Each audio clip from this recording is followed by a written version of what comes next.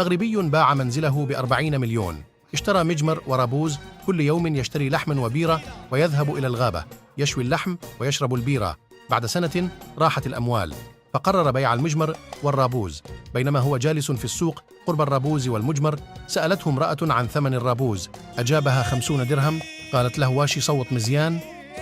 قال لها: صوت على 40 مليون. كيفاش ميصوتش على الفاخر؟